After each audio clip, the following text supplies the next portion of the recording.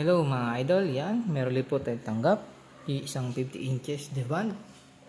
Yan ang 50 UHD 202. LED TV, smart na po siya. Ang problema nito ay nagpi-flicker at nagpo-protect. Ito flicker, ito protect. Yan. Tingnan natin kung ating makakaya gawin. Yan, ito hinang ko na ating saksak. Yan. Tapos tututok ko sa BGH. Buhayin natin. Yan.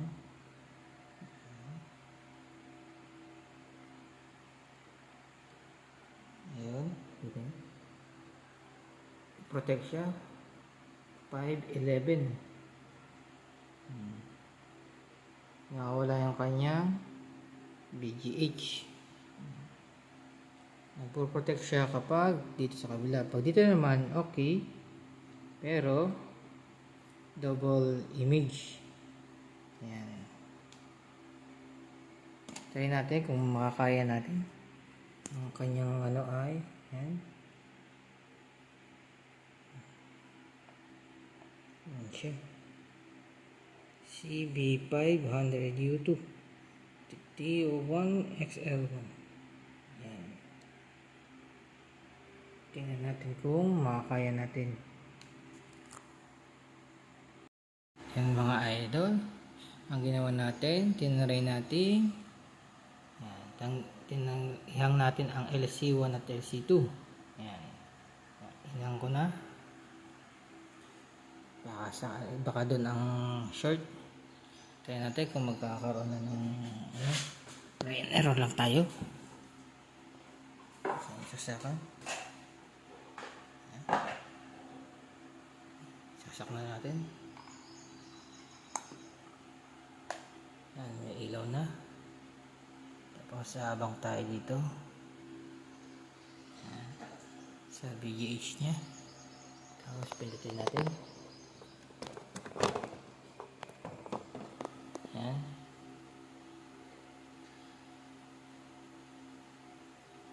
Nagbukas na yung backlight pero wala pa din. Yan. Kaya ngayon ibabalik natin yung LC1 LC2 at dito naman tayo magta-try. Baka dito ang problema kung bakit nagpo-protect. Idol, bago natin mag-repair dito, ang ginawa ko ay tinanggal ko muna lahat ng resistor diyan. Baka pag nag-ano tayo doon, yung pala dito pala nagsha-short. Kaya inalis muna natin. Ngayon saksak natin. Tayo pumunta rito natin itong BGH. Yan. Gawa natin. Yan. Ayun. Nagkaroon na siya ng BGH. Nung naghang tayo ng signal.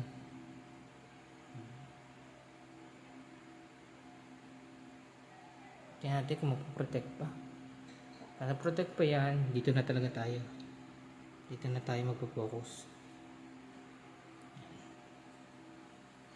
Tingnan natin. Meron pa. Okay. Ngayon, tingnan natin kung ano ang video. Yan, kinabit ko na rin to. Tingnan na natin kung ano video ito. Masaksak na. Ondo. Yan. Check na natin kung ano.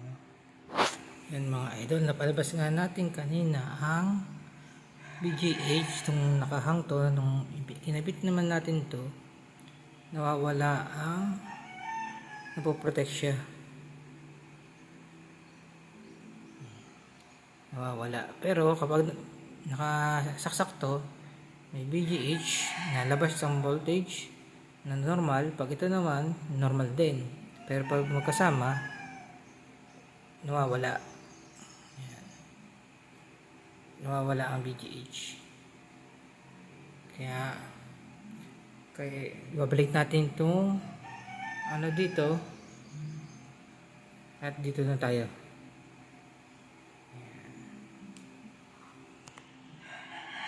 Natin kung ating makakain. Mga idol, dahil pag kinakabit to ay nawawalan ng nag-short, nagpo-protect. Nag-focus muna tayo dito. Ayan. Itong CK6 ang ating inano, pero yun hindi natin tinanggal. Tingnan natin yung ano, PGH.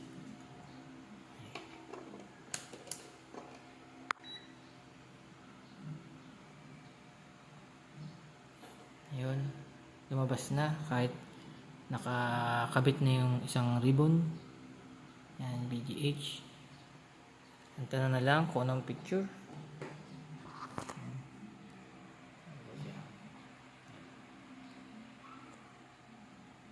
Tanggalin po muna natin.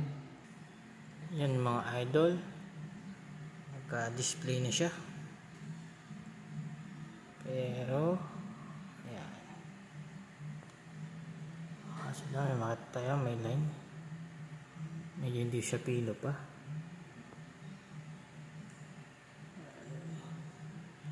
Pero ayan natin, nawala na yung ano niya, nagkakabar lang yan. Check natin. Makinis naman dito.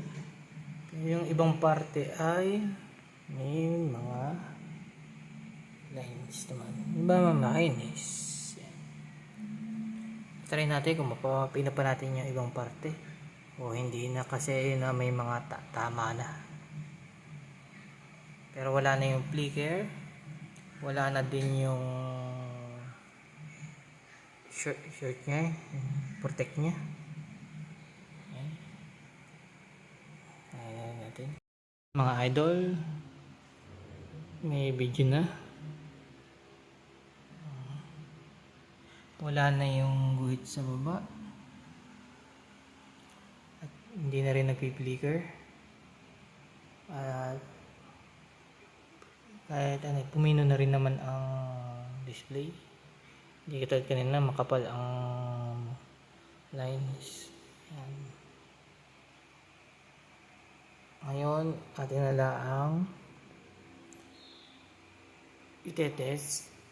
Siguro hanggang bukas na natin to ayan, para matingnan natin kung may lalabas pang ibang issue. Okay na naman. Ayan.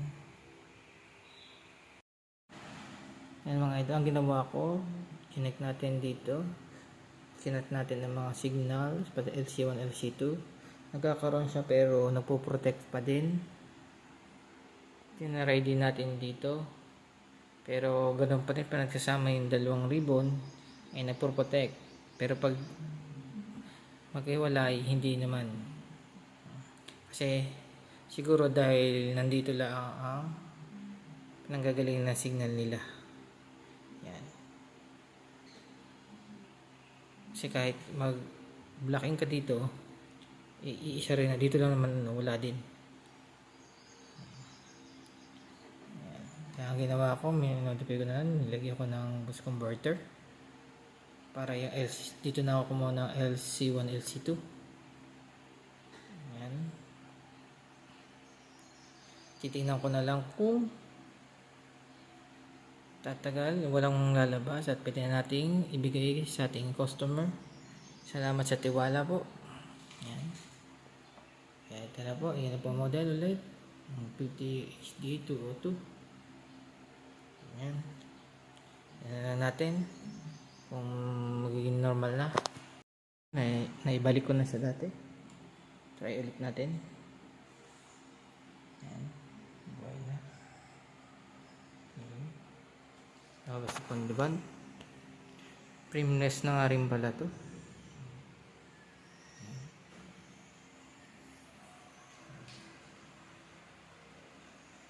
Nasa labas na yung glass.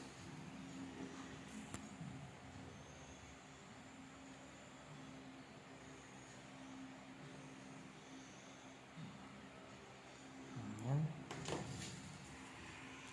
Ayan.